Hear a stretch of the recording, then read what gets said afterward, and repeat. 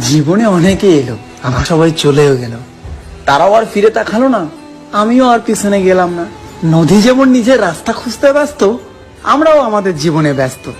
Just তুমি যেই অবস্থায় এখন দাঁড়িয়ে আছো, স্কুল লাইফ বলো, কলেজ লাইফ বলো, বা তোমাদের পাড়ায় বলো, কিছু লোক বলবে কি ও খারাপ, ওর সঙ্গে মিশবি না, ও খারাপ স্টুডেন্ট, অর্থাৎ ডিপ্রেশনে নিয়ে যাবে, তোমাকে নিয়ে নেগেটিভিটি ছড়াবে আর তুমি ভেঙে যাবে। বাট সেই সব বন্ধুগুলো কোথায় গেল যারা আমাকে ডিপ্রেশনে নিয়ে গেল? আসলে তারাও নিজের লাইফে ব্যস্ত।